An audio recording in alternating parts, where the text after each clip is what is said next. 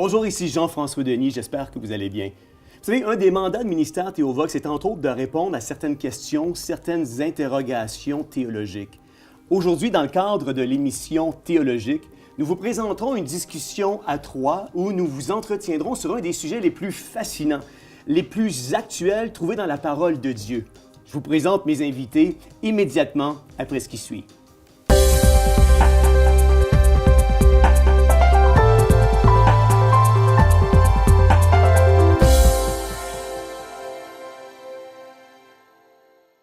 Eh bien, bonjour. Aujourd'hui, je suis tellement content et honoré d'avoir deux invités avec qui on va vous entretenir, entre autres, sur les prophéties des temps de la fin. Mario Mascotte, bonjour. Bonjour.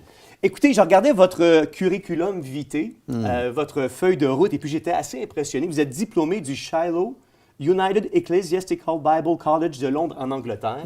Vous êtes également gradué du Eastern Pentecostal Bible College de Peterborough, au Canada.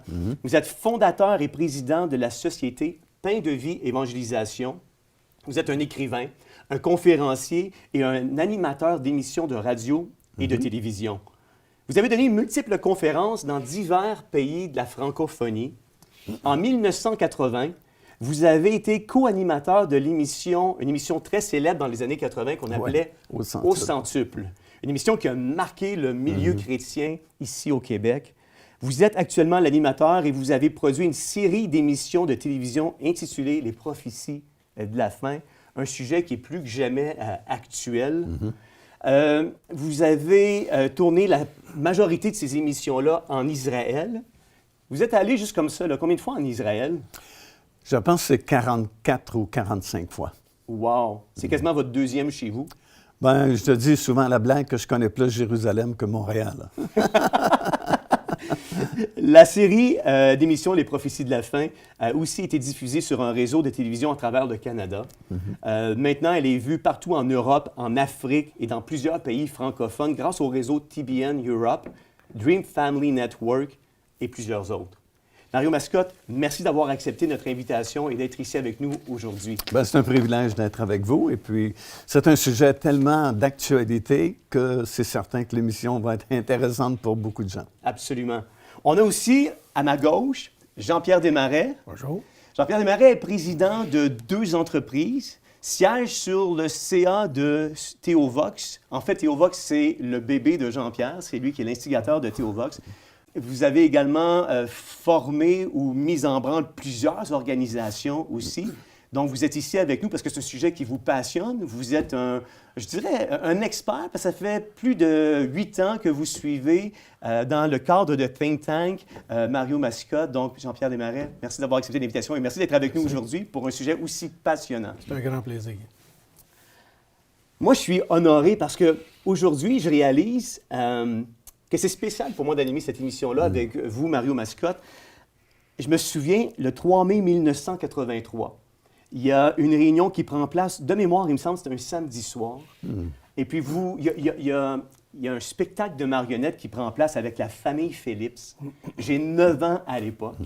Et puis, on est là, on est invité par une de mes tantes à l'Église évangélique de la Rive-Nord, pour ne pas la nommer. Et le spectacle de marionnettes bat son plein. J'étais quelqu'un dans un bas âge qui se posait des questions existentielles. Pourquoi je suis sur la Terre? À 9 ans, pourquoi j'existe? Il doit y avoir quelque chose après la vie. Et puis, après le spectacle de marionnettes, c'est vous qui prêchiez. Vous prêchiez sur le retour de Jésus. Déjà.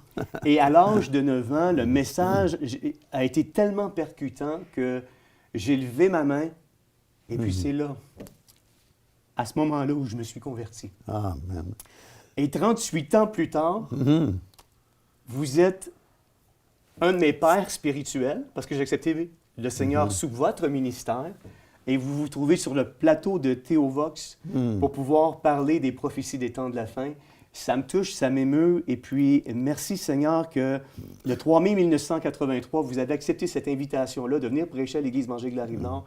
Parce que pour moi, dans ma vie, ça a été le point tournant qui m'a amené à connaître Jésus-Christ comme Seigneur et Sauveur. Dieu fait tellement de belles choses. Évidemment, je ne me souvenais pas avant que vous m'en parliez, mais c'est remarquable combien d'enfants de 8 ans, 9 ans, 10 ans ont accepté le Seigneur lorsqu'on faisait des tournées. Bon, on en fait toujours aujourd'hui, mais à l'époque, on faisait de grandes tournées dans des églises. Et puis, déjà, en 1983, je venais d'écrire mon premier livre sur l'Apocalypse, qui s'intitulait aussi L'Apocalypse, Révélation pour aujourd'hui. Et puis, à chaque fois qu'on allait dans les églises ou dans des salles, souvent, on louait des locaux dans des écoles et des endroits semblables. Toujours, il y avait beaucoup de gens qui acceptaient le Seigneur parce que la parole de Dieu, c'est la vérité, premièrement. Et deuxièmement, tu as toujours le Saint-Esprit qui accompagne la prédication de la parole, qui lui fait la conviction dans le cœur des personnes qui sont là puis qui entendent la prédication de la parole. Ben, c'est merveilleux d'être ici aujourd'hui. Diriez-vous que dans les années 80, il s'est comme passé un genre de mini-réveil au Québec? Ah oui, définitivement. Écoute, nous allions à l'époque à Québec dans une grande assemblée. Et puis, dans un week-end, là, vendredi soir, samedi soir, puis dimanche, c'était normal d'avoir 50, 60, 75 nouveaux qui acceptaient le Seigneur dans 2 ou 3 réunions. Et puis, il y avait vraiment un mouvement ici, particulièrement ici au Québec. C'est comme un mini-réveil qui s'est produit au cours de ces années-là. Et des milliers et des milliers de personnes ont accepté le Seigneur. On parlait tout à l'heure dans votre présentation des émissions de télévision au centuple. C'était le pendant francophone de 100 Huntley Street qui était filmé à Toronto. Et tous les mois, on allait à Toronto filmer des émissions au centuple. Et à l'époque, c'était la seule émission évangélique francophone qui prêchait bien sûr la parole de Dieu. Et on était sur l'ancien réseau TVA. Partout au Québec, puis ça débordait dans le nord-est de l'Ontario, au Nouveau-Brunswick, dans les Maritimes. Et puis nous, on a compté environ 30 000 personnes qui ont accepté le Seigneur. Wow. Et ça, c'est un chiffre conservateur. C'est des noms que nous avions, des contacts qui avaient été faits à l'époque. Alors, sans doute que c'est beaucoup plus que cela. Mais ça, c'est dans les années 80, justement. Incroyable. Parce que si on parle de 82, 83 jusqu'aux années 87 à peu près, les gens venaient facilement au Seigneur ici au Québec. C'était vraiment comme un mini-réveil qui s'est produit. C'est extraordinaire. Vous êtes appelé à voyager partout à travers la francophonie, peut-être un peu moins présentement à cause des circonstances dans lesquelles on est plongé. Mais vous avez voyagé beaucoup, vous avez assisté à des conférences certainement, vous avez vous-même donné plusieurs conférences. Aujourd'hui, à la lecture de ce qu'on vit, ça serait quoi pour vous la lecture du christianisme? Bien, évidemment, encore une fois, on s'en réfère à la parole de Dieu. Et puis, déjà, l'apôtre Paul avait prédit dans sa lettre aux Thessaloniciens que dans les derniers jours, et effectivement, nous sommes dans cette période que la Bible appelle les derniers jours, parce qu'il y a un changement radical qui est sur le point de se produire. Il a prophétisé d'avance, a averti les chrétiens que dans les derniers jours, il y aurait l'apostasie qui s'installerait là, dans les milieux qu'on appelle l'Église. L'apostasie, c'est tout simplement des gens qui, autrefois, croyaient simplement à ce qui est écrit dans la parole de Dieu et qui délaissent ce qu'ils avaient cru autrefois pour des philosophies modernes, des vents de doctrines nouvelles, des pensées nouvelles, plutôt que de s'attacher à ce qui est écrit dans la parole du Seigneur. Alors, force nous est de constater, effectivement, que, généralement parlant, ce n'est pas la condition de toutes les assemblées, merci Seigneur, que les assemblées qui sont encore vraiment très attachées à la parole de Dieu et qui vivent l'Évangile, mais généralement parlant, l'Église est vraiment dans l'apostasie, où on ne prêche pratiquement plus la repentance, de moins en moins la nécessité d'être baptisé du Saint-Esprit, la sanctification, la vie victorieuse, la délivrance de nos esclavages. C'est de moins en moins prêché dans beaucoup d'églises parce qu'on est rendu là et c'est une preuve, encore une fois, de la véracité des Écritures. L'apôtre Paul a prédit qu'il y aurait de l'apostasie dans les derniers jours. Bien, on est rendu là. Jean-Pierre Desmarais, vous dites souvent que vous êtes comme Obélix, vous êtes tombé dans le christianisme alors que vous étiez jeune puis vous avez grandi. Est-ce que lorsque vous regardez l'état présentement de ce qu'on vit dans ce christianisme évangélique-là au Québec, vous voyez des choses qui qui vraiment n'auraient pas raison d'être ou qui vous perturbent? Est-ce que ça a changé depuis des années? Oui, c'est ce qu'on entend de plus en plus. Je vais juste dire que moi, c'est dans les années 70, Mario, où tu as touché ma vie. Alors, à Saint-Hyacinthe, on faisait des études. J'ai encore des notes aujourd'hui. Donc, j'étais dans mon adolescence. Je suis un peu plus vieux que Jean-François. Mais, ça ne me rajeunit pas. Là, non! Mais oui, je regarde présentement, on a une discussion. Je me considère un Bible-believing Christian. Les gens vont répondre à des versets ou à la parole en me disant « je pense que, moi, je suggère que... Alors moi, je dis « bien, où est fondée ta foi? Ce que tu me dis là, moi, j'ai besoin que ça soit écrit dans la parole parce que pour moi, c'est la seule vérité. Donc, tout ce qui est à côté... n'est pas une vérité. N'est pas une vérité. Alors, je me tiens dans la parole. On est confronté régulièrement avec plein de questions. Est-ce que ça a été créé en 6 jours?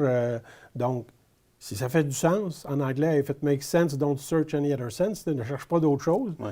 Alors, s'il y a un soir et un matin, pour moi, ça fait un jour. Alors, j'y vais avec la simplicité de la Bible. Ça dit « Heureux celui qui lit ». Donc, je n'ai pas besoin d'avoir l'université.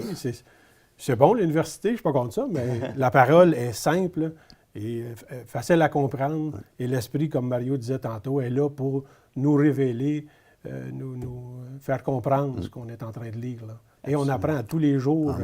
Moi aussi, je suis sur le même programme avec Jean-François. On lit à tous les matins depuis 2012. Je passe la Bible à travers à tous les ans. Et j'en apprends encore cette année. C'est toujours un livre nouveau. Alors, je n'ai pas besoin qu'on me donne plein d'autres livres. Là. J'ai vraiment besoin d'apprendre tout ce qu'il y a, les richesses qu'il y a dedans. Absolument. Absolument. Il fut un temps dans les années 80 où on prêchait sur une base régulière le retour de Christ, le retour de Jésus.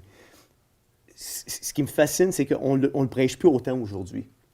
Et encore plus étrange, et encore, ce qui m'interpelle encore le plus, c'est qu'il y a une génération complète qui grandit aujourd'hui sans avoir la notion du retour de Jésus, sans avoir la notion des tribulations ou de la fin des temps. Et puis ça me fascine. Pourquoi, selon vous, Mario, on est arrivé à ce stade-là aujourd'hui dans notre enseignement où on tait, puis on ne prêche plus le retour de Jésus? Bien, le message a changé beaucoup ces dernières années.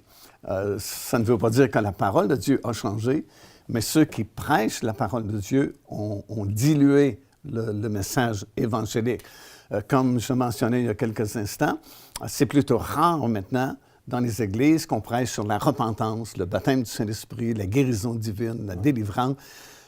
Alors, il faut le remplacer par d'autres choses. Il faut dire d'autres choses, il faut prêcher autre chose, et ça dilue le message. Et en diluant le message, bien, ça empêche les gens de croire, parce qu'encore une fois, la foi vient de ce qu'on entend. Et le message concernant le retour du Seigneur Jésus-Christ, ça a été annoncé un peu par vague. Si on regarde les années derrière nous, il y a certaines époques où on prêchait beaucoup l'imminence du retour du Seigneur. Bon, le Seigneur n'est pas revenu dans ces années-là. Alors, c'est comme si on a diminué l'intensité de la prédication parce que Jésus n'est pas revenu. Et habituellement, quand il arrive soit une tragédie mondiale ou un grand problème, oups, ça refait un peu surface. Ouais. Comme c'est le cas présentement, on est au milieu d'une pandémie. Et puis, beaucoup de gens se posent des questions. Pourquoi c'est arrivé? Où est-ce qu'on s'en va avec ça? Est-ce qu'on va en sortir un jour? Et puis, ça secoue un peu les fondations là, des gens, puis ça ramène justement le message, encore une fois, de la proximité du retour du Seigneur Jésus-Christ. Et tout particulièrement aujourd'hui, nous sommes dans une époque vraiment fascinante, une époque extraordinaire, et ce message-là est plus d'actualité que jamais, parce que les gens, même s'ils n'ont pas la connaissance de la parole de Dieu, même s'ils n'ont pas accepté le Seigneur Jésus-Christ comme leur Seigneur et Sauveur, sont conscients que ça ne tourne pas bien sur cette planète. Ouais.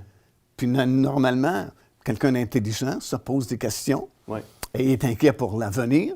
Si tu es père d'une jeune famille, tu as de jeunes enfants, tu es inquiet pour l'avenir de tes enfants. Et ça provoque énormément de questions.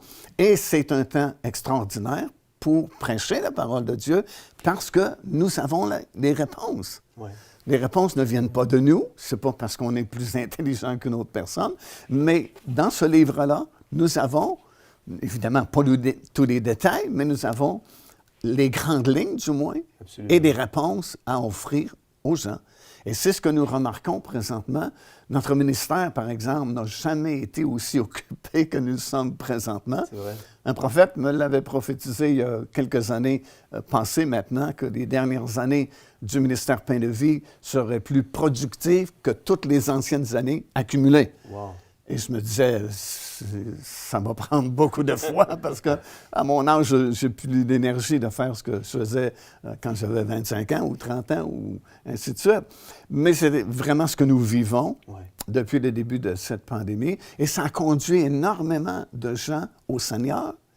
Et chose intéressante, ça l'a ramené, j'oserais dire, les milliers de chrétiens qui étaient tombés un peu dans le panneau là, de l'apostasie, puis des différentes philosophies modernes et des théories modernes que nous entendons à gauche et à droite, et qui, tout à coup, se sont ressaisis, puis sont revenus au Seigneur, et sont bouillants pour le Seigneur présentement.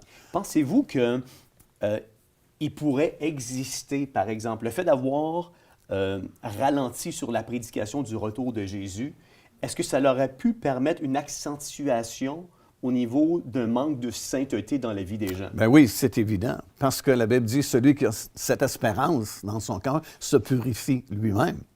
Autrement dit, si je sais que Jésus peut revenir prochainement, ben je vais faire attention à ma marche chrétienne, je vais me purifier moi-même par la parole du Seigneur.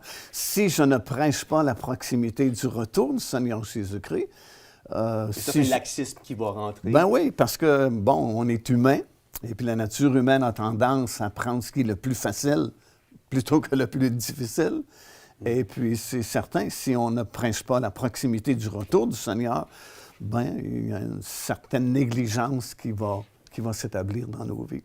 Jean-Pierre en faisait mention un petit peu plus tôt. Vous parliez, Jean-Pierre, de toute l'aspect fondamentaliste du christianisme, l'aspect de Bible-believing Christian aujourd'hui.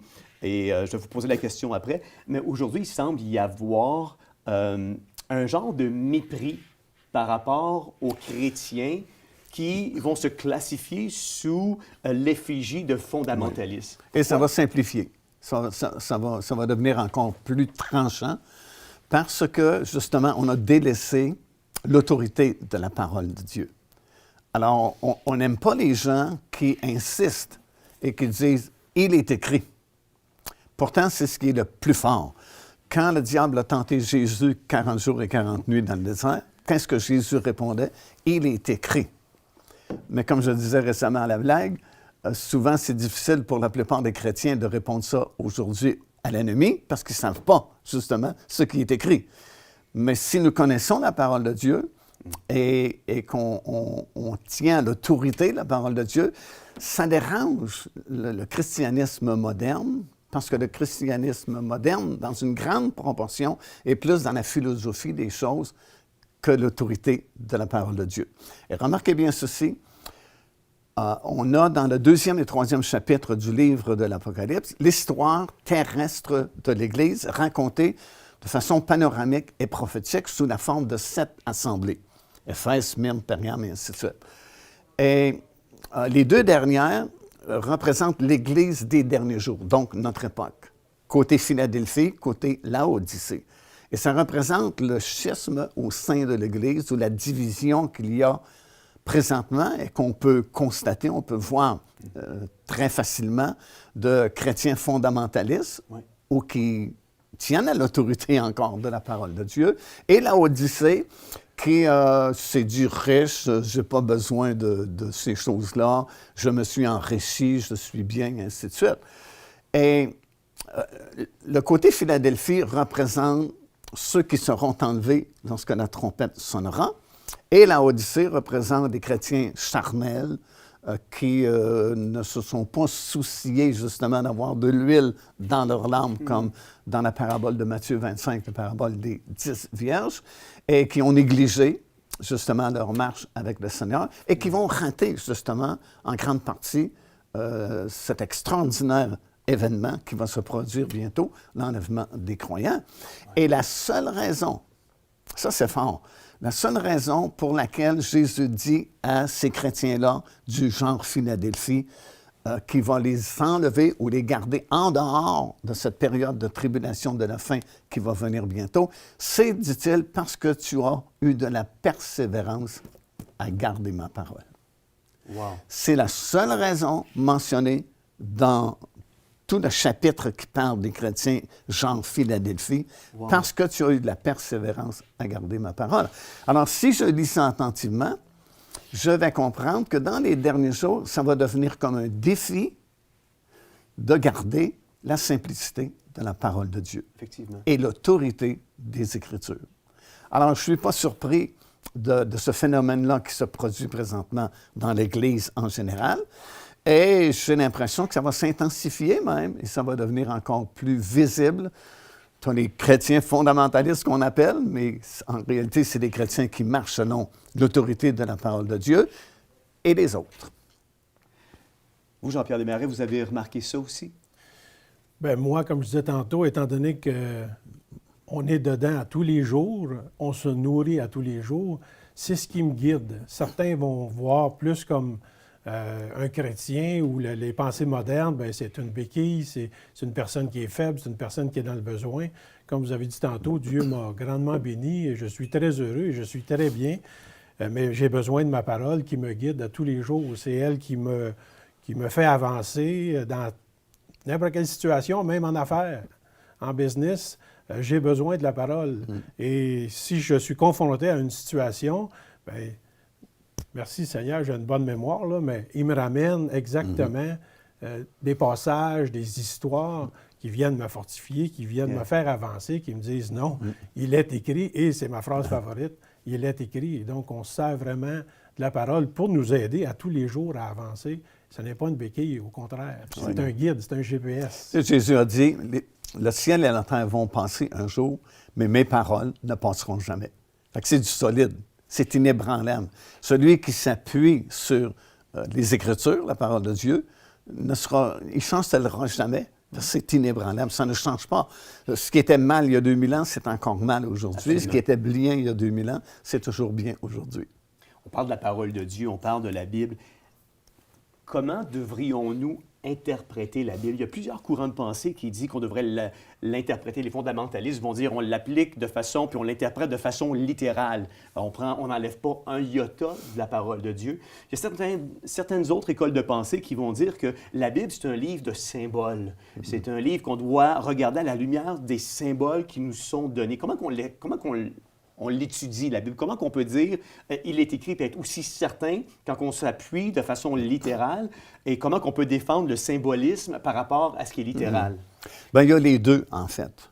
Et puis, ça se dit mieux en anglais, mais quand le sens de l'Écriture fait du sens, bien, c'est du bon sens, et puis on doit le prendre littéral. Ouais. Mais il y a certaines portions des Écritures, c'est sûr que c'est symbolique. Surtout, lorsqu'on tombe dans les questions prophétiques des derniers jours, le livre de l'Apocalypse, par exemple, il y a beaucoup de symbolisme. Oui.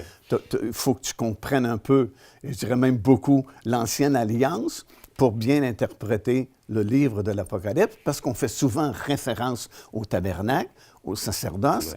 Oui. Et pour la plupart des chrétiens de notre région, ici au Québec, quand nous avons accepté le Seigneur Jésus-Christ, la plupart d'entre nous, on n'avait jamais lu la Bible de notre vie. Alors, si je me prends un exemple, je n'avais jamais lu la Bible de toute ma vie. Quand très jeune, dans la vingtaine, mon épouse et moi avons accepté le Seigneur. Alors, pour moi, c'est un livre tout nouveau. Et puis, tu m'aurais parlé à l'époque de sacerdoce lévitique. J'ai aucune idée c'est quoi. Du tabernacle, le lieu saint, le lieu très saint, le voile qui sépare les deux. J'ai aucune idée de ce que c'est. Tu m'aurais parlé d'un souverain sacrificateur. J'ai aucune idée. Alors, malheureusement, si nous ne nous donnons pas la peine d'étudier la parole du Seigneur, d'être fidèles, comme on parle à tous les jours, quotidiennement, d'être dans les Écritures, bien, on n'apprendra pas ces choses-là. Et là, ça devient compliqué d'interpréter ou de comprendre surtout un livre comme le livre de l'Apocalypse, parce qu'il te ramène des choses pour te faire comprendre que les choses qui étaient là dans l'Ancien Testament sont maintenant accomplies en Jésus-Christ. Ouais. Mais si je ne connais pas ce qui était là dans l'Ancienne Alliance, comment puis-je comprendre que Jésus-Christ a accompli ces choses? Comme par exemple, un passage vraiment très intéressant, c'est dans Hébreux chapitre 6, alors que Paul explique que Jésus est devenu notre souverain sacrificateur parce qu'il est pénétré au-delà du voile, étant précurseur pour nous, étant devenu souverain sacrificateur selon l'ordre de Melchisédek. Alors, si je suis un prédicateur, je prêche cela dans la plupart des églises, puis je dis aux gens « Amen ». Peut-être que les gens vont dire « Amen », mais ils ne savent pas à quoi ils disent « Amen ». Absolument. Parce que pour la plupart des chrétiens modernes, ils ne savent même pas c'est quoi un souverain sacrificateur. Qu'est-ce que ça fait, un souverain sacrificateur? C'est quoi ses fonctions? Alors, de leur dire que Jésus, wow, il est notre souverain sacrificateur, ça ne me dit pas grand-chose. Surtout si j'ajoute, comme Paul dit, selon le rang de Melchisédek. C'est quand la dernière fois, dans ton assemblée, tu as entendu un message t'expliquer c'est quoi l'ordre ou le rang de Melchisédek? Probablement jamais. Oui, probablement jamais. Alors, comment puis-je comprendre ce que ce simple passage-là veut dire et qu'est-ce que ça rapporte pour moi? Oui. C'est quoi ma relation avec le fait que Jésus, maintenant, il est un souverain sacrificateur selon le rang de Melchisédek à la droite du Père là-haut dans le ciel? Oui. Alors, comprends-tu? Il faut comprendre, oui, littéralement, certains passages. D'autres, ben, c'est plus des accomplissements de symboles ou d'ombres ou de figures. Il y a quelques années, on a fait une étude vraiment très intéressante qui a été très populaire, des racines hébraïques de l'Église. Et puis, j'ai pris plusieurs ombres, figures et images de l'Ancien Testament et j'expliquais comment Jésus a accompli ces ombres, ces figures et ces images. Et c'est tellement révélateur. Puis, quelqu'un qui suit, par exemple, un cours semblable, tu ne comprends plus la Bible de la même façon. Évidemment. Parce que des versets qui, auparavant, passaient comme inaperçus, tout à coup, wow! Ça te jette une lumière de révélation. Exact. Parce que c'est tellement parfait, la parole de Dieu, qu'il n'y a rien d'écrit inutilement. Quelquefois, on se demande pourquoi est-ce qu'un petit bout de verset est là. Par exemple, pourquoi est-ce que j'ai besoin de savoir que le Saint-Esprit est descendu dans la chambre haute exactement à 9 heures le matin? Pourquoi est-ce que j'ai besoin de savoir que la même journée, Pierre et Jean ont guéri l'impotent à la porte du temple à 15 heures l'après-midi? Ça paraît des détails superflus. Pourquoi j'ai besoin de savoir ça?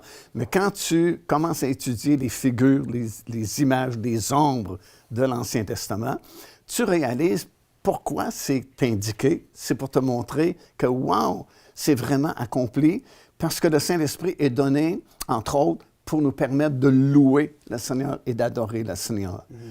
Et dans l'Ancien Testament, il y avait différents autels. Tu as un autel qui s'appelait l'autel des parfums, qui était situé juste contre le voile qui séparait le lieu saint du lieu très saint. Et c'est là qu'on offrait la louange, les prières qui montaient vers Dieu. Et il y avait 2 services quotidiennement. Un à 9 heures, l'autre à 15 heures. Alors, la venue du Saint-Esprit accomplit l'autel des parfums. On n'a plus besoin de l'autel des parfums aujourd'hui. On a le Saint-Esprit qui nous permet de louer et d'adorer le Seigneur. Alors, c'est plein de trucs comme ça. Si tu commences à étudier les figures, les ombres, les images de l'Ancien Testament et comment le Seigneur Jésus-Christ, par son ministère, a accompli des tonnes de figures, d'images et d'ombres qui étaient là dans l'Ancien Testament, ça devient un livre fascinant. Absolument. Que tu as de la difficulté à ne pas lire parce que tu découvres à chaque fois des perles de révélation. Et des révélations, tu sais, l'Église, c'est ce qui manque surtout aujourd'hui, le manque de révélation. Parce que l'Église a été fondée sur une révélation. Absolument. Dans le nord d'Israël, à Banias, à l'époque ça s'appelait Césarée de Philippe, Jésus était avec quelques-uns de ses disciples. Il a fait sa grande déclaration qu'il allait bâtir son Église. Mais sur quoi, dit-il? Sur cette pierre de révélation, quand l'apôtre Pierre lui a dit « Tu es le Christ, le Fils du Dieu vivant ». Il dit « Là-dessus, je vais construire mon Église ». Alors, l'Église du Seigneur, elle est construite sur une révélation que Jésus est le Christ, le Fils du Dieu vivant. Si tu ne reçois pas cette révélation dans ton cœur, que Jésus est le Christ, le Fils du Dieu vivant, tu ne peux pas faire partie de la véritable Église du Seigneur. Bon, tu as des milliers de religions dans le monde. Tu peux faire partie de n'importe quelle sorte d'Église, mais tu ne peux pas faire partie de l'Église du Seigneur Jésus-Christ parce que ça prend une révélation que Jésus est le Christ, le Fils du Dieu vivant. Mais si tu es dans l'Église, tu vas vivre par des révélations. Et parce qu'il y a beaucoup moins de révélations aujourd'hui, parce qu'il y a beaucoup moins de prédications fondées sur les Écritures, bien, les gens ne reçoivent pas beaucoup de révélations, sauf si tu as vraiment à cœur, toi, personnellement, de scruter les Écritures, tu vas les recevoir, les révélations. Et quand tu reçois une révélation, c'est comme si ça te transperce là, de la tête jusqu'à la plante de tes pieds. Tu sais, wow! Alléluia! Et si tu n'en as pas, c'est la disette, puis tu sèches littéralement, et ça ne t'intéresse pas de méditer la parole de Dieu, parce que justement, il te manque ces perles de révélation. C'est tellement bon. Vous êtes devenu, au fil des années, une référence à travers la francophonie sur tous les signes des temps de la fin, les prophéties qui concernent le retour de Jésus, etc., etc. J'ai envie de vous poser quelques questions par rapport à votre champ, je vais appeler ça comme ça, votre champ d'expertise, ou ce dans quoi vous avez passé le plus de temps dans votre vie à étudier. Pourquoi Jésus revient chercher son Église? C'est parce qu'il enlève ses ambassadeurs, parce que la guerre est sur le point d'éclater. C'est une période, malheureusement, de tribulation qui a été annoncée depuis longtemps dans les Écritures. Puis c'est le début des jugements de Dieu sur un monde incrédule, un monde qui a rejeté Dieu, et surtout rejeté le Sauveur, le Seigneur Jésus-Christ. À cause de ça, il y a un jugement. Parce que c'est comme si Dieu, dans son amour, offre à n'importe qui sur la planète de juger son Fils au lieu de le juger. Parce que Jésus-Christ a porté notre jugement. En fait, il n'est pas mort sur la croix juste pour les chrétiens. La Bible dit qu'il est mort pour le monde entier. Oui. En fait, le monde entier pourrait être sauvé dans l'espace de 10 minutes si le monde entier se repentait et acceptait Jésus comme Seigneur et Sauveur. Mais parce que la plupart des gens refusent le message de l'Évangile, il doit y avoir un jugement parce que si tu n'acceptes pas le jugement que Dieu a fait tomber sur son Fils au lieu de toi, bien, il faut que le jugement, tu le portes un jour. Mais pourquoi? Puis là, j'entends les auditeurs haut et fort dire, pourquoi un jugement quand Dieu est amour? Dieu est amour, mais Dieu est juste aussi. Alors, il ne peut pas laisser le pécheur impuni. On a de la difficulté avec notre intelligence qui n'est pas développée au maximum de comprendre la sainteté de Dieu. C'est quelque chose qui nous échappe, là. On ne peut pas le comprendre complètement. On sait que Dieu est 3 fois saint, comme c'est écrit dans la parole de Dieu, mais la sainteté de Dieu, c'est quelque chose d'immense, là. Et puis, il ne peut pas tolérer le péché. Le péché et Dieu, c'est comme le jour et la nuit. Ça ne fonctionne pas ensemble. Mais par amour, il dit plutôt que de te juger, je suis obligé de te juger parce que tu vis dans le péché. Mais par amour, plutôt que de te juger toi, je vais juger mon Fils. Je vais le donner en rançon. Il va payer le prix à ta place. Puis tout ce que je te demande, c'est de l'accepter, ça, puis de vivre maintenant en lui. Alors, si les gens ne le font pas, bien, il n'y a pas d'autre façon d'être sauvé. Il n'y a pas d'autre Dieu, il n'y a pas d'autre société, il n'y a pas d'autre religion, il n'y a pas d'autre organisation. Il y a juste un sauveur, son nom c'est Jésus. Tu l'acceptes? Wow! Merveilleux! Jésus a été jugé à ta place. Mais tu le refuses? Bien, tu portes ton propre jugement. Alors, c'est pourquoi il doit y avoir un jugement. Oui, Dieu est amour, mais Dieu aussi est parfaitement juste et il doit juger le péché. Mais il donne une porte de sortie, une opportunité d'éviter le jugement. Tu l'acceptes, tant mieux. Tu le refuses, ben, c'est ton problème. On parle du retour de Jésus. J'imagine qu'il doit y avoir des signes précurseurs qui annoncent sa deuxième venue. Présentement, si je vous demandais de peut-être, Jean-Pierre, m'en énumérer quelques-uns, signes précurseurs qui annonceraient la deuxième venue de Jésus, ça serait quoi? C'est ça. Bien, quand tu dis la deuxième venue, ce qu'on beaucoup disent présentement, c'est qu'il y a une venue, c'est la deuxième venue, et saute par-dessus l'enlèvement qu'on parle depuis le début. Donc, là, les gens, ils disent, il y en a-tu un, il y en a-tu deux? Alors, une, c'est pour l'épouse. L'enlèvement, c'est l'épouse. Donc, encouragez-vous avec ces choses. Pourquoi s'encourager avec un jugement à venir? Ça ne marche pas, là, on ne parle pas du même événement, là. Donc, l'événement, c'est Christ qui vient dans les airs. Les morts en Christ sont ressuscités. L'épouse est avec lui. L'autre, après, quand il vient pas dans les airs, il vient sur la terre. Donc là, on parle du jugement. Alors, ces deux événements, c'est comme si on veut l'oublier, mais c'est pas deux. C'est vraiment, il dit, je m'en vais vous préparer une place afin que là où je suis, vous y soyez aussi. Alors, il faut y aller. Alors, c'est l'enlèvement qui s'en vient chercher son épouse, qui s'en vient avec l'Église de Philadelphie qui parlait tantôt, Mario. Je vais te garder de l'heure de la tentation qui s'en vient.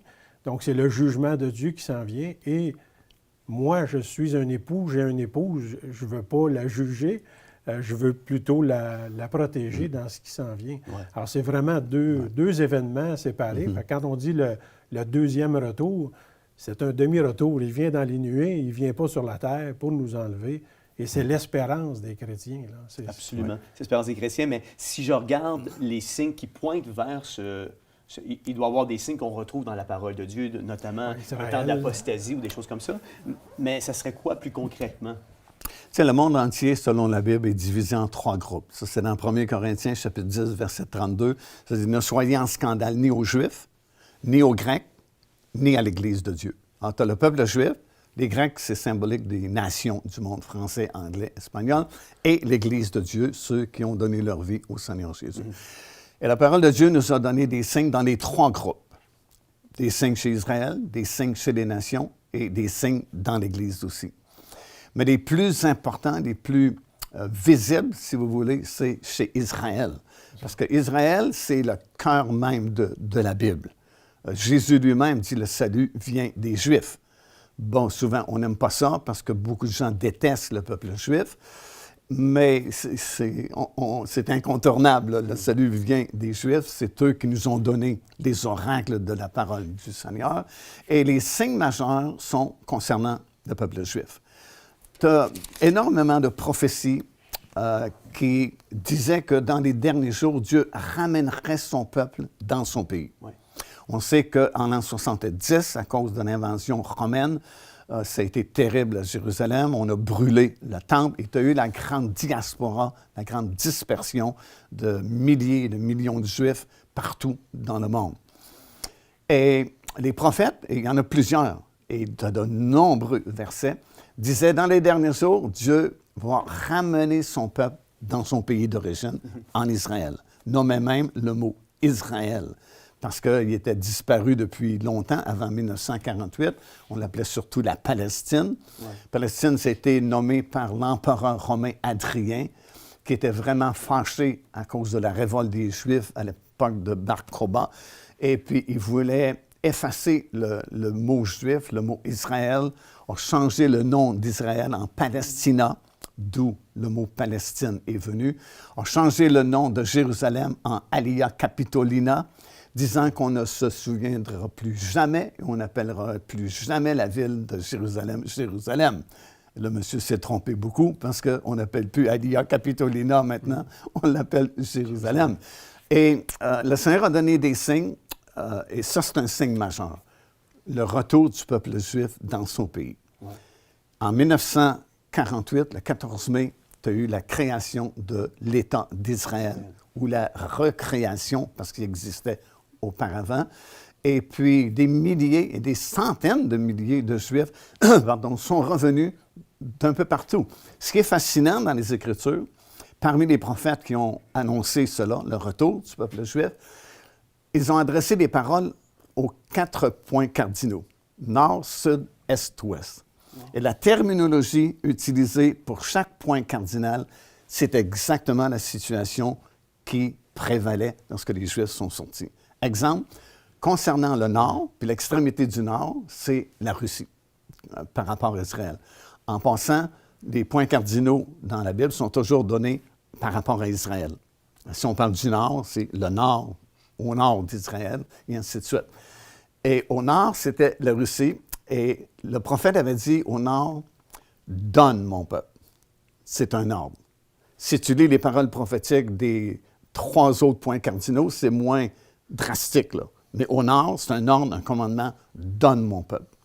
Et à l'époque, il y a plusieurs années passées, c'était interdit par loi chez les Russes de sortir. Si tu étais un Juif russe, tu ne pouvais pas sortir de Russie et revenir t'établir en Israël.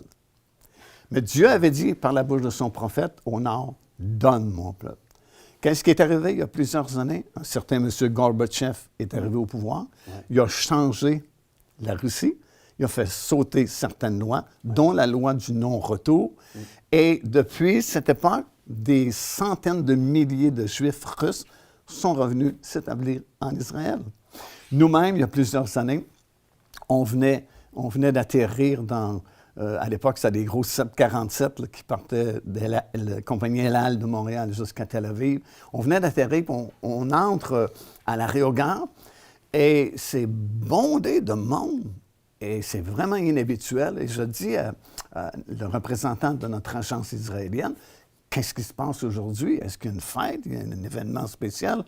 Ah, il dit, tu n'as pas remarqué. En même temps que tu as atterri dans ton avion, il y a 2 ou 3 autres gros 747 qui viennent d'atterrir en provenance de Russie.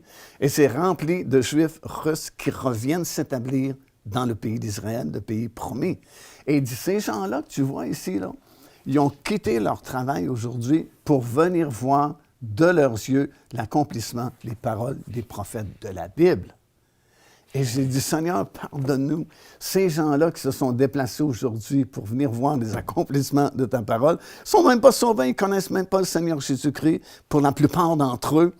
Puis nous, on a tous les privilèges de connaître Christ, d'être baptisés du Saint-Esprit, d'avoir la révélation de la parole de Dieu. Et beaucoup de chrétiens modernes ne se soucient même pas de ces choses-là. Alors ça, c'était un signe majeur, la création de l'État d'Israël. Deuxième grand signe majeur, la libération de la vieille ville, la vieille partie de la ville de Jérusalem, lors de la guerre des 6 jours au mois de juin 1967. Et ils ont reconquis justement à ce moment-là la Judée et la Samarie, qui va devenir le théâtre d'une prochaine guerre qui arrive bientôt, qui est appelée dans le jargon biblique la bataille de Gog et Magog, qui va se faire là, justement, parce que cette région-là de la Judée et de la Samarie est appelée dans la Bible les montagnes d'Israël. Là, on parle souvent de noms anciens dans la Bible. Si Oui. on veut le transposer à notre époque d'aujourd'hui, Gog et Magog représenteraient... Gog et Magog, Magog, c'est le peuple, le pays, c'est la Russie moderne. OK. La Perse, c'est maintenant l'Iran. Mais son ancien nom à l'Iran, c'était la Perse. Alors, souvent, les anciens noms sont mentionnés parce que les noms modernes n'existaient pas à l'époque. Évidemment. Alors, quand Dieu a donné la révélation à Ézéchiel, on parle de 2600 ans passés, ça ne s'appelait pas l'Iran. Alors, il ne pouvait pas dire l'Iran va descendre avec la Russie n'existait pas et l'Iran non plus.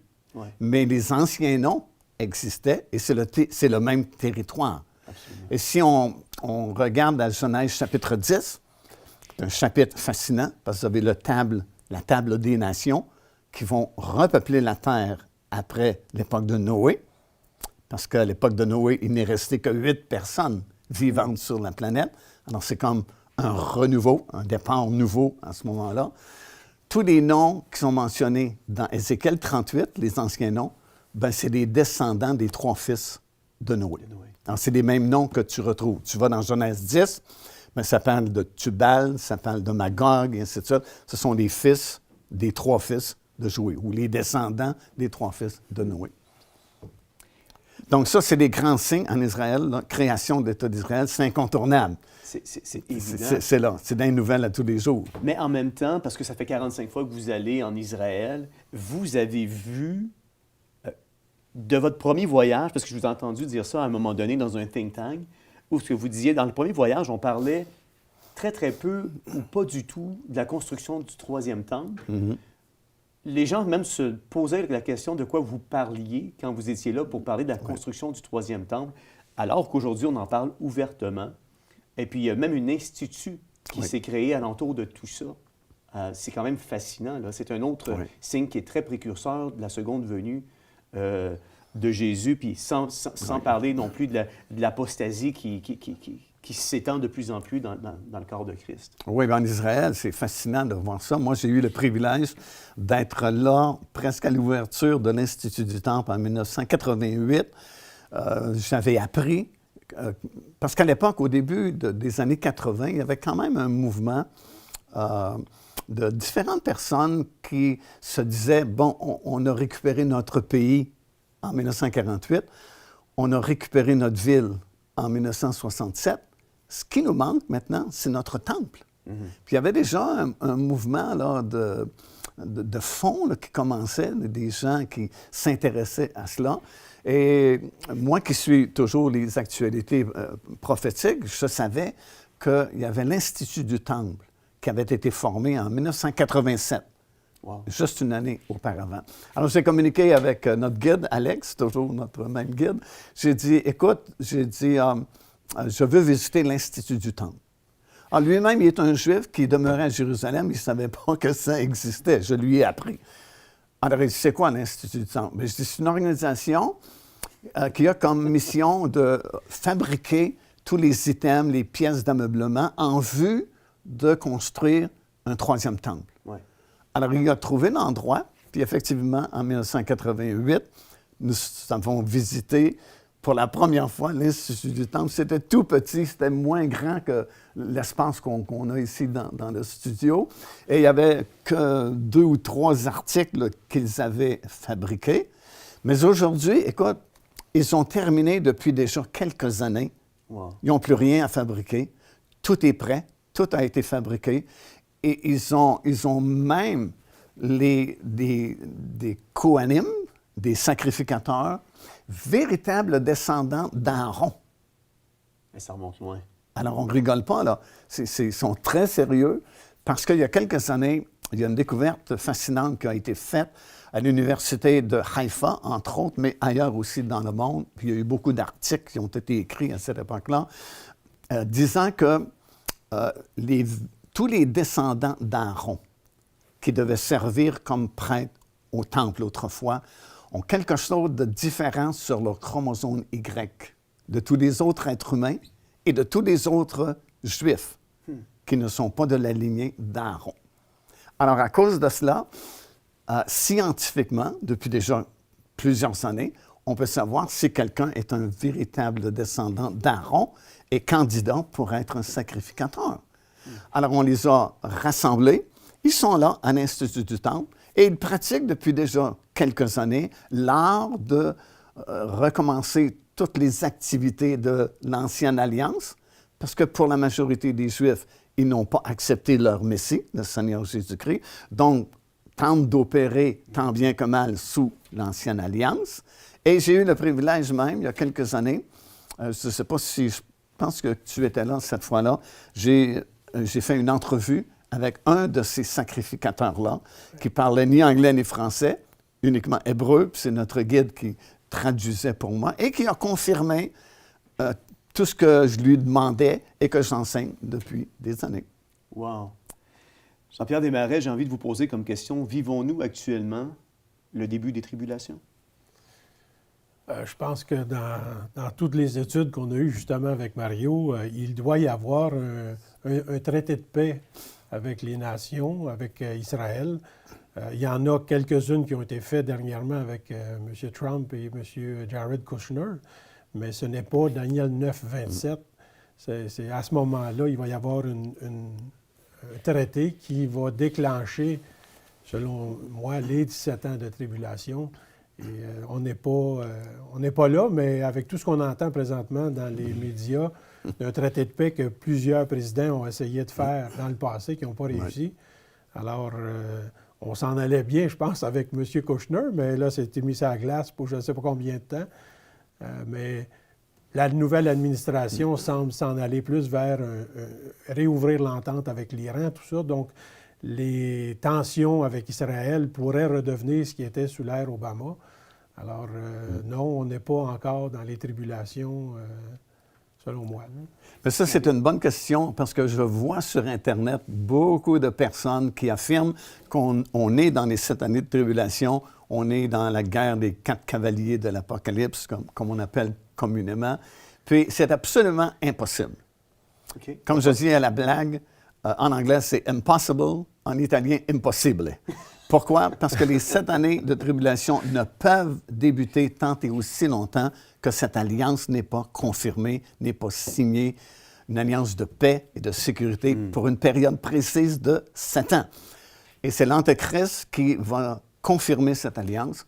Dans nos Bibles en français, malheureusement, c'est une mauvaise traduction que nous avons. Ça dit « Il fera une forte alliance », mais le texte original, d'ailleurs la traduction anglaise est meilleure, ça dit « Il confirmera une alliance entre Israël et plusieurs pays pour une durée de 7 ans ». Bon, ça dit une semaine, mais une semaine prophétique, c'est 7 ans, puis on peut facilement le prouver par la parole du Seigneur. Alors, tant et aussi longtemps que cette alliance n'est pas confirmée ou signée, les 7 années de tribulation ne peuvent commencer. Parce que c'est très précis. C'est vraiment 7 ans, pas un jour de moins, pas un jour de plus. Ce sont ces jours-là qui représentent la période des tribulations intenses là, de la fin. On sait qu'il y a plusieurs courants de pensée. Il y en a qui pensent qu'on va être enlevé avant, pendant, après les tribulations. Vous vous situez-vous, Mario, par rapport à ces différents courants de pensée? Ça, c'est vraiment la question qui tue, parce que tout le monde a son opinion, encore une fois, là-dessus. Tu as des gens qui affirment, dur comme fer, que l'Église va traverser les 7 années de tribulation. Il y en a d'autres qui disent non, c'est au milieu, 3 ans et demi après, au milieu des 7 années, que l'Église sera enlevée. D'autres disent non, on peut être enlevé n'importe quel moment. On peut être enlevé pendant que nous parlons ici. Et je ne crois pas à aucune de ces théories-là, selon mes études que j'ai faites dans la parole du Seigneur. L'Église sera enlevée, du moins ceux qui se seront préparés, que la Bible appelle l'épouse de Christ, sera enlevée entre le moment de la signature de cette alliance et l'ouverture du premier sceau du livre à 7 sceaux du chapitre 5 du livre de l'Apocalypse. Bon, pour ceux qui n'ont peut-être pas scruté les Écritures, pourquoi on peut affirmer une telle chose? Bien, c'est sûr qu'on n'aura pas le temps ici, parce que je vais vous garder pendant des heures de temps pour tenter de vous expliquer et comprendre. Mais en résumé, pourquoi est-ce que je peux dire ça? Parce que d'une part, l'apôtre Paul affirme dans 2 Thessaloniciens, 2e chapitre, les 4 premiers versets, qu'avant notre réunion avec le Seigneur Jésus-Christ, alors, il parle de quoi? Il parle de l'enlèvement. Il faut voir paraître l'homme du péché. Et l'homme du péché va émerger, on va le voir uniquement lorsqu'il va confirmer cette alliance d'une durée de 7 ans. Ça, c'est le fameux cri de minuit de Matthieu, chapitre 25. Ça réveille tout le monde dans, entre guillemets, ce qu'on appelle l'Église. Autant pentecôtistes, baptistes, frères en Christ, n'importe quel iste, tout le monde s'est réveillé. Ça dit toutes les 10 vierges qui représentent l'ensemble des églises des derniers jours, elles se réveillèrent. Tout le monde s'est réveillé, mais constatation, savoir si j'étais prêt ou non. Moi, ce qui me fascine dans votre enseignement, parce que vous êtes le seul que j'ai entendu donner cette explication-là, que dès que le cri de minuit est sonné, dès qu'il arrive tout ce que vous venez de dire... Confirmation de l'alliance. Il est trop tard pour changer de camp. Oui, exactement. C'est incroyable. Ça ne veut pas dire que ceux qui ont manqué l'enlèvement sont perdus, mais ils ne peuvent pas faire partie de ce groupe de rachetés que la Bible appelle l'épouse de Christ. Ça, c'est une autre doctrine biblique qui est, je pense, rarement ou jamais pressé. Donc, vous croyez que les gens vont pouvoir donner leur vie à Dieu quand même, une fois l'enlèvement Ah oui, arrivé? définitivement. Tu as des millions de personnes qui seront sauvées durant les années de tribulation. Tu as la grande foule du chapitre 7. Ça dit que c'est une foule innombrable. C'est après l'enlèvement de l'épouse de Christ.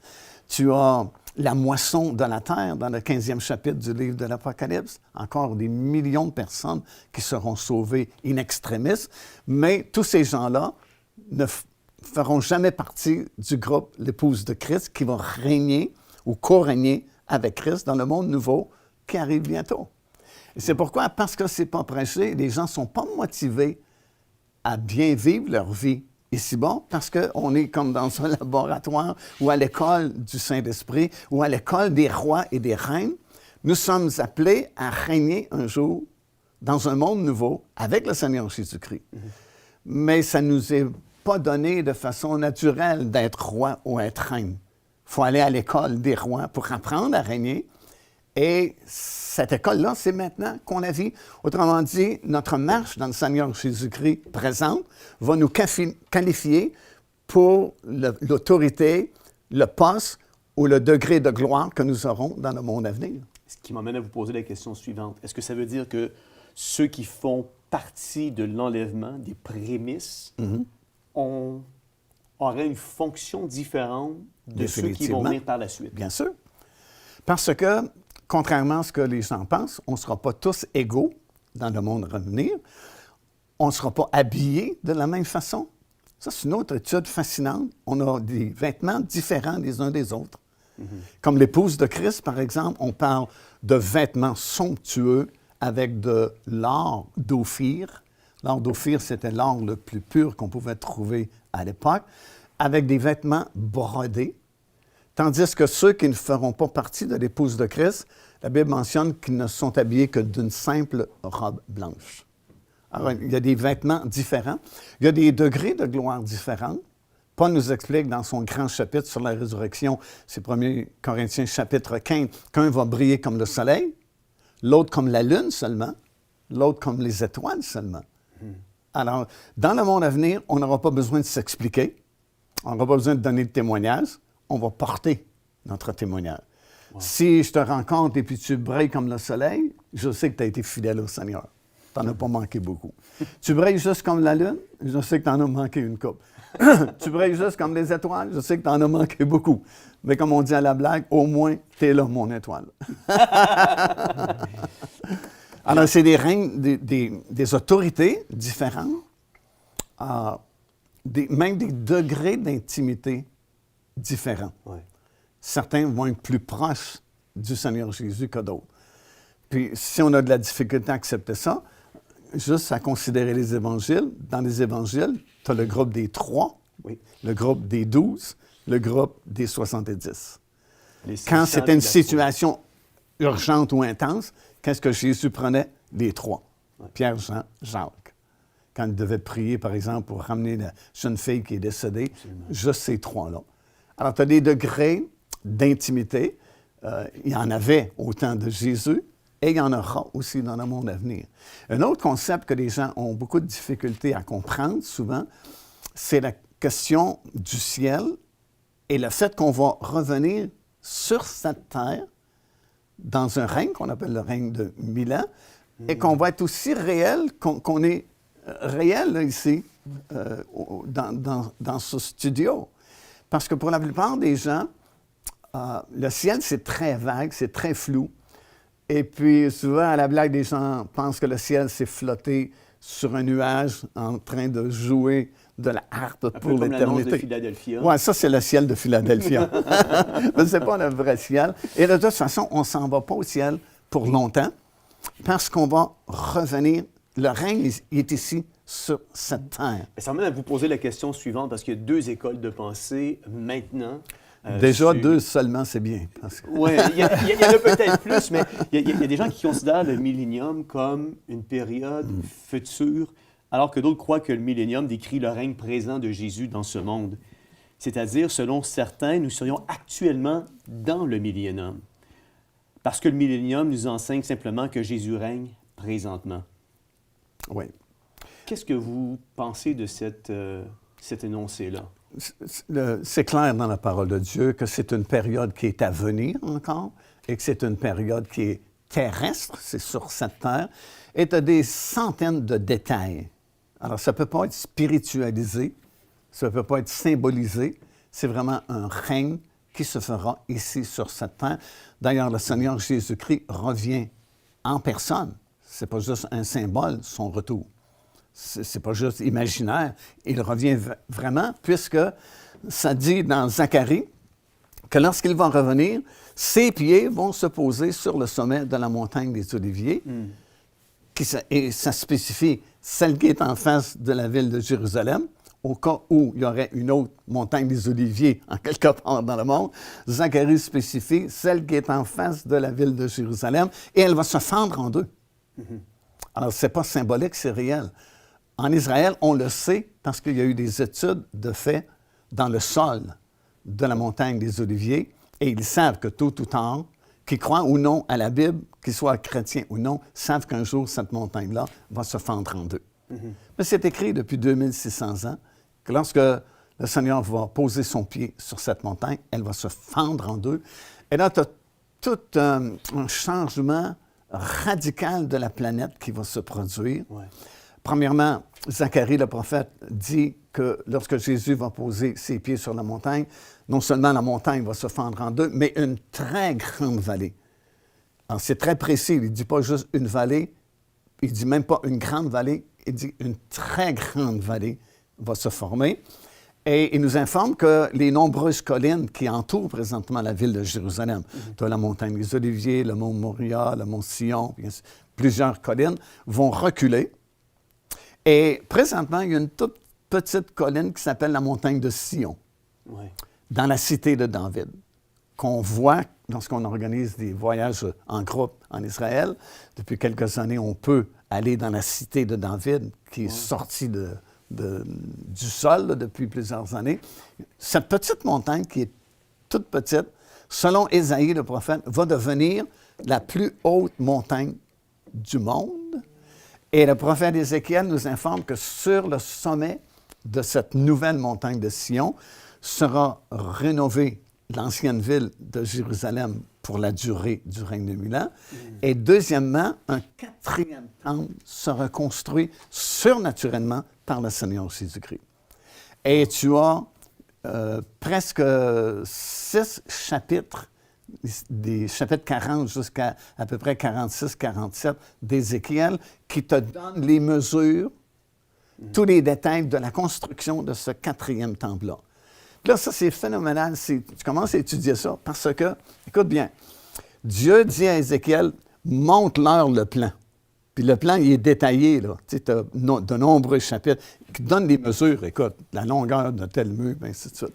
Puis il dit, montre ce plan-là à Israël, puis qu'ils en rougissent parce qu'ils ne m'ont pas bien servi dans les temples qu'ils ont construits, puis qu'ils construisent un temple semblable. Ça, on parle de 2600 ans passés, quand la vision a été donnée à Ézéchiel. Jamais Israël s'est préoccupé de ce temple-là, le temple d'Ézéchiel, jusqu'à récemment. Croyez-le ou non, les gens de l'Institut du Temple, dont on parlait il y a quelques minutes, non seulement ont-ils tout fabriqué, non seulement sont-ils prêts pour la construction d'un temple, mais pas n'importe quelle sorte de temple, le temple d'Ézéchiel. Et aussi incroyable ça puisse paraître, vous pouvez, n'importe qui, aller sur Internet, tu cliques sur Institut du Temple, tu cliques sur Plan du Temple, et le plan qui est dans la Bible ici, tu l'as sur Internet. Wow! Ils sont prêts à construire le plan d'Ézéchiel. On n'a jamais vu ça depuis 2600 ans passés, mais depuis peut-être 2 ou 3 ans maintenant, le plan est fait et il est même visible. N'importe qui sur la planète peut le voir via Internet. Il y a une prophétie qui disait, parce qu'on dit qu'un jour est 1000 ans, il y a une prophétie, je ne me souviens plus, c'est-tu dans Michée, mais il disait, pendant 2 jours, tu nous as châtiés, et le 3e jour, nous revenons, il nous a réétablis. Donc, si on dit 2 jours, 2000 ans, le temps de l'Église, donc on serait au début du 3e jour, éventuellement, bientôt, et ils sont en train d'être rétablis. Oui. Moi, ce qui m'a fasciné quand j'étais allé en Israël, c'est j'ai vu la prophétie qui disait « tes déserts vont fleurir ». Quand on est en autobus, ils sont fleuris. C'est ça. Oui. On va au Costco ici, ça dit tu vas exporter tes fruits, tes produits dans les autres nations. Oui. Chez Costco ici, on a des dates, on a des produits qui viennent d'Israël. Alors on voit toutes ces prophéties-là s'accomplir aujourd'hui. Incroyable. C'est fascinant, là. C'est Exactement. extraordinaire. Là. Oui. Absolument. Écoutez, avant de rentrer, j'ai préparé quelques petites questions en rafale. Okay. Et je veux vraiment en adresser quelques-unes, mais rapidement. On sait qu'il y a quelque chose qui circule aujourd'hui encore, puis je veux juste qu'on fasse le poids, le contrepoids de tout ça. Israël, est-ce qu'Israël a encore une place privilégiée où Israël est rendu une nation comme toutes les autres nations et le corps ou l'épouse du Seigneur Jésus-Christ, l'Église, serait le nouvel Israël? Si Israël avait perdu cela, la relation avec Dieu, et qu'il n'existe plus dans le plan de Dieu et a été remplacé par l'Église, alors on peut brûler nos Bibles parce que Dieu est menteur à ce moment-là. Parce qu'il a juré lui-même qu'il donnait ce pays à Abraham, Isaac, Jacob à perpétuité. Il a même dit dans la parole de Dieu, si le soleil un jour ne brille plus, si la lune n'est plus là une nuit, c'est que j'aurai abandonné mon peuple. Il y a des centaines de versets dans la Bible où Dieu jure qu'Israël, c'est pour toujours. C'est sûr que le peuple juif, il faut se l'avouer, c'est un peuple difficile. Même Dieu lui dit, était un peuple au cou raide. Oui. C'est difficile. Ils ont été idolâtres, ils ont été incrédules. Ils ont fait des choses que probablement personne parmi nous oserait faire. Dans le temple, autrefois, ils ont mis des idoles, des choses païennes pour provoquer Dieu. C'est terrible. Tu lis ça dans le début du livre d'Ézéchiel. Ouais. Des serpents, des divinités étranges. Ils ont fait des choses abominables. Alors, à cause de cela, Dieu est obligé de les discipliner et puis même des expatrier parmi les nations du monde. Mais quand Dieu jure et fait un serment, il est lié par son serment. Et il va les ramener. En fait, il les a ramenés. Le retour qu'on voit du peuple juif en Israël, c'est un retour dans l'incrédulité. Il ne faut pas s'étonner de cela. C'était prédit dans la Bible. Mais par différents événements qui sont sur le point de se produire, il va les changer, les purifier, les transformer, et ils vont être remplis de l'Esprit de Dieu. C'est ce qu'il a promis. Et quand le Seigneur Jésus-Christ va revenir, comme on parlait il y a quelques instants, et que ses pieds toucheront le sommet de la montagne des Oliviers, il y a un esprit de repentance qui va tomber sur le peuple qui sera debout à ce moment-là. Et Romains, chapitre 11, versets 25 à 27, dit « Alors, tout Israël sera sauvé. » Donc, Israël est dans le programme de Dieu pour toujours. Désolé pour ceux qui ne sont pas d'accord avec ça, mais dans le millénium, Israël sera là. Dans le monde nouveau, après le millénium, Israël va toujours être là parce que c'est la promesse de Dieu. Écoutez bien ceci. Dieu a lui-même aveuglé son peuple pour permettre à nous, les non-juifs, d'être incorporés dans son Église. Wow. C'est fort, ça. Parce que la Bible dit que nous, concernant le monde, c'est le diable qui aveugle pour qu'on ne voit pas briller la splendeur de l'Évangile. Le diable a aveuglé le monde et aveugle encore le monde pour pas qu'il voit clair dans la parole de Dieu. Mais là, c'est Dieu qui aveugle son peuple. C'est pas le diable, c'est Dieu lui-même qui volontairement aveugle le peuple juif pour un certain temps pour permettre aux non-juifs d'avoir accès justement au royaume de Dieu.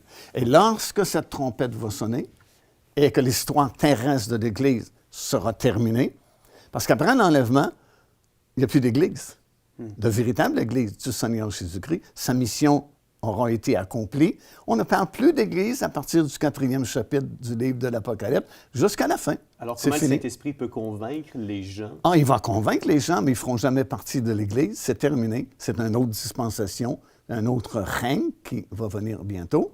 Mais l'Église, c'est terminé. Et là, Dieu revient à son ancien programme avec Israël. Parce que souvenons-nous, cette période de 7 années de tribulation dont on a parlé au cours de cette entrevue aujourd'hui, c'est en fait la 70e semaine prophétique de Daniel. Ça, c'est dans le 9e chapitre du livre de Daniel. Le Seigneur va montrer à Daniel une grande prophétie. Il va dire, écoute bien, parce que la Bible, c'est toujours précis, il faut faire attention, chaque mot a son importance. Ouais. J'ai prêché souvent que ce livre-là, c'est compressé, là. Jean dit, s'il fallait écrire juste ce que Jésus a fait pendant 3 ans de ministère, je ne pense pas que le monde serait assez grand pour contenir tous les livres qu'il faudrait écrire pour 3 ans de ministère. Alors imagine le plan de Dieu, tout ça. Ça aurait pris chacun de nous un univers complet, puis encore. Alors ça, c'est juste l'essentiel qu'on a ici. Ouais. Puis c'est compressé. C'est comme Saint-Esprit a pris des milliards de paroles, puis a fait... puis nous a laissé un livre. Puis il s'est dit, ça c'est dans Corinthiens, si quelqu'un m'aime, il va aimer ma parole. Et si tu aimes quelqu'un, tu aimes être avec cette personne, tu aimes parler avec cette personne. Alors Dieu dit dans Corinthiens, si quelqu'un m'aime, il va aimer ma parole, puis il va scruter ma parole, puis en scrutant ma parole, ça a l'air un tout petit verset ici, là, insignifiant. Je peux lui donner des centaines de révélations à partir d'un petit bout de verset, parce que c'est compressé. Alors, tout ça pour dire que dans ce chapitre-là de Daniel, quand on lui donne la vision des 70 semaines, ça dit 70 semaines ont été fixées sur ton peuple. Pas sur l'Église, pas sur les nations, sur ton peuple. Qui était le peuple de Daniel? Le peuple juif. Alors, la 70e et dernière semaine, qui correspond à cette semaine-là de 7 ans de tribulation, ça concerne le peuple juif et non l'Église. Pourquoi? Parce que l'Église est partie. Et Dieu revient à son ancien programme. Il va ouvrir leurs yeux. Il les avait aveuglés à cause de leur négligence, leur idolâtrie, tout ce qu'on a dit il y a quelques instants. Mais là, le programme de l'Église est complet, c'est fini, c'est terminé, l'Église est enlevée. Dieu retourne à son ancien programme et va illuminer leurs yeux, va enlever l'aveuglement et Israël sera sauvé.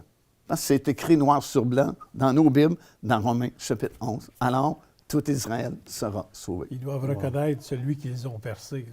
Oui, ils vont le reconnaître. Il y a un esprit de conviction qui va tomber sur le peuple. Parce que ça va coïncider, là on parle du retour du Seigneur à la fin des 7 années de tribulation, non pas dans les airs, mais sur la terre, sur le sommet de la montagne des Oliviers, et ça va coïncider avec l'accomplissement de la fête des expiations, le Yom Kippur. Et qu'est-ce qui se passe à Yom Kippur? C'est le pardon national annuel. Alors, c'est comme au moment où Christ revient, d'ailleurs, ça le dit, cette journée-là, ce ne sera ni le jour ni la nuit, mais vers la fin de la journée, parce que la fête commence toujours au coucher du soleil. C'est le Yom Kippur national ultime d'Israël qui se convertit au Seigneur Jésus-Christ. Wow. Très brièvement, avec une courte explication, est-ce que Jésus pourrait revenir maintenant? Non.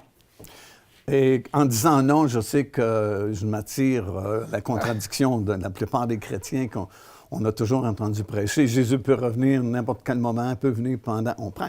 Non, pensez-y quelques instants. Jésus lui-même, et dans la parole de Dieu, Dieu nous a laissé des signes pour nous prévenir de la proximité de son retour. Alors, tant et aussi longtemps qu'il y a des signes qui ne sont pas accomplis, Jésus ne peut pas revenir. Parce qu'il nous a donné des signes pour nous prévenir de sa proximité. Ça veut dire qu'il n'est pas encore venu. Et tant qu'il y a des signes qui ne sont pas accomplis, il ne peut pas revenir. Par exemple, Jésus ne pouvait pas revenir en 1946 parce qu'Israël n'existait même pas en 1946. Il ne pouvait pas revenir avant, en 1966 parce que la vieille partie de la ville de Jérusalem n'appartenait même pas au peuple juif. C'était conquis au mois de juin 1967. Alors, tu as beaucoup de trucs comme ça, beaucoup de signes qui sont donnés, et tant et aussi longtemps que ces signes ne sont pas accomplis, Jésus ne peut pas revenir. Alors, je sais qu'on entend dire ça continuellement, puis des grands prédicateurs le prêchent aussi. Oui. Mais une chose que j'ai remarqué au cours des années, c'est que souvent nous prêchons par habitude ce que nous avons lu ou entendu prêcher. Et souvent, tu as des prédicateurs qui ne veulent pas changer leur message parce qu'ils ont affirmé quelque chose de différent dans les années précédentes et n'ont pas l'humilité de dire « je me suis trompé, j'ai scruté davantage les Écritures et voici maintenant ce que je peux déclarer ». Alors Roberts avait dit un jour, parmi les prédicateurs, il y a beaucoup d'échos, mais très peu de voix. Oui. Voulant dire qu'on répète souvent les prédications d'un autre prédicateur, mais nous-mêmes, on n'a pas scruté les Écritures pour donner une parole de révélation. Je vous en pose une autre par rapport à l'enfer. On a vu que l'enfer existe. On a vu pourquoi l'enfer existe également. On a vu aussi que dans le ciel, il y a des différents degrés de proximité. Ma question maintenant pour vous, Mario, est-ce qu'en enfer, il y a différents degrés de tourment? Est-ce qu'il y a des différents châtiments qui... Oui, définitivement, selon la gravité des péchés de chacun. Mais quand on dit, aux yeux de Dieu, il n'y a pas de gros, petit péché, un péché, c'est un péché, ça ne s'applique pas au jugement dernier? Mais c'est faux. Hein? Il y a des péchés plus graves que d'autres. Il y a des péchés qui sont moins graves. C'est sûr qu'un péché, c'est un péché, mais il y a des degrés d'importance dans les péchés. D'ailleurs, le Seigneur nous donne l'image que certains seront punis davantage parce qu'ils ont péché davantage. Mm-hmm. Et puis, ça revient un peu à la justice de Dieu. Ouais. Si quelqu'un a vécu une vie terrible, puis vraiment dans l'orgie, puis la haine contre Dieu, il va être puni plus sévèrement qu'une personne qui a simplement ignoré Dieu. Ouais. Ça revient à la justice de Dieu. Tout comme il y a des récompenses différentes et des degrés différents aussi parmi les rejetés, exact, il en est de même du côté des condamnés. Dernière question en rafale. Après ça, on va finir avec le mot de la fin. Est-ce que l'enfer a un début et une fin? Est-ce que les âmes qui vont être jetées dans le séjour des morts ou dans le lac de feu ou dans l'enfer sont jetées pour une période déterminée? Après ça, elles sont consumées et elles n'existent plus. Ce n'est pas ce que nous lisons dans la parole du Seigneur. C'est sûr que le mot « enfer » n'existe pas, premièrement, dans la Bible. Ça s'appelle le séjour des morts. Mm-hmm. Avant la venue du Seigneur Jésus-Christ, tous ceux qui mouraient, justes ou injustes, descendaient dans le séjour des morts, qui était séparé principalement en deux parties, qu'on appelait le sein d'Abraham, qui était l'équivalent, si vous voulez, du ciel, et de l'autre côté, c'est l'enfer, ou le séjour des morts proprement dit. Personne ne pouvait, en mourant, aller au ciel parce que la route n'était pas inaugurée par la mort et la résurrection de Jésus-Christ. Alors, ils attendaient le libérateur qui avait été promis depuis Adam et Ève, qu'un jour, un Rédempteur viendrait. Alors, imaginez, c'était très long, mais finalement, Jésus est venu. Il est mort sur la croix de Golgotha. Son corps a été déposé dans le tombeau, mais son esprit est descendu dans le séjour des morts. Et il s'est passé beaucoup d'actions dans ce 3 jours et 3 nuits, parce qu'il a vraiment été 3 jours et 3 nuits. Mm-hmm. Alors, encore une fois, c'est beaucoup de tradition. Oubliez que Jésus est mort le vendredi après-midi et qu'il est ressuscité dimanche matin. Il n'y a pas 3 jours et 3 nuits. Alors, il a vraiment été 3 jours et 3 nuits. Et pendant ces 3 jours et 3 nuits, entre autres, parce qu'il y a eu beaucoup d'activités, il a libéré ceux qui étaient gardés dans le sein d'Abraham et il les a changés d'endroit parce que désormais, ceux qui allaient mourir ne descendraient plus dans le sein d'Abraham, mais s'en iraient directement au ciel parce que la route maintenant est inaugurée par la mort et la résurrection du Seigneur Jésus-Christ. Alors, tous ceux qui étaient du côté de l'enfer sont restés là, sont là encore au moment où on se parle, nous, ici, et vont rester là encore très longtemps, puisqu'ils seront là jusqu'à la fin du règne de 1000 ans. Alors, ce n'est pas demain matin qu'ils vont sortir de l'enfer, si vous voulez, entre guillemets.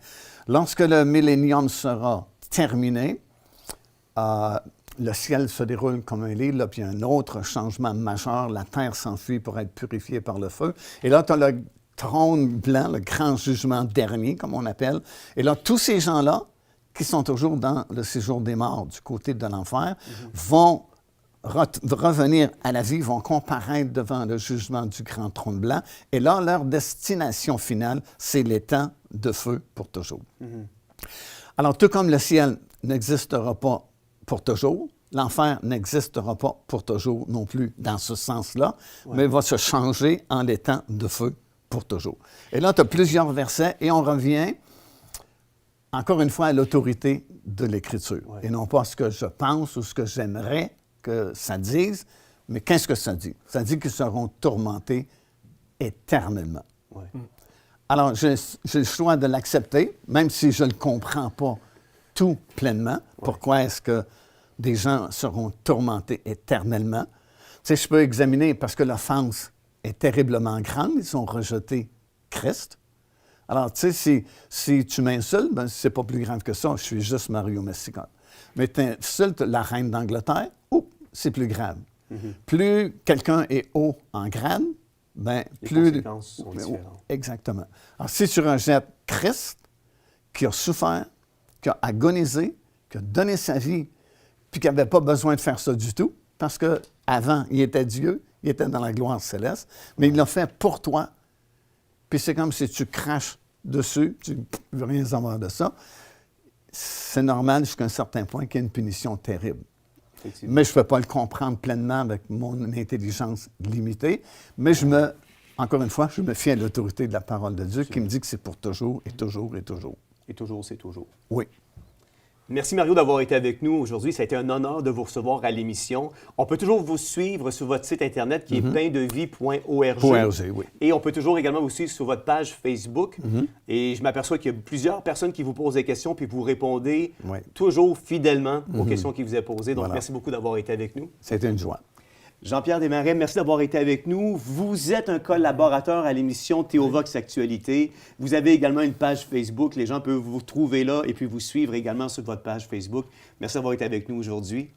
Et puis, pour tous ceux qui nous regardent via la maison ou peu importe l'endroit où vous vous trouvez, je vous dis merci d'avoir été avec nous. Et j'espère qu'on vous a donné vraiment beaucoup de matière à réflexion. J'espère que vous allez faire comme la parole de Dieu nous appelle à faire, sonder les Écritures et trouver des perles précieuses, des révélations qui changent inévitablement nos vies. C'est Jean-François Denis qui vous dit à la prochaine.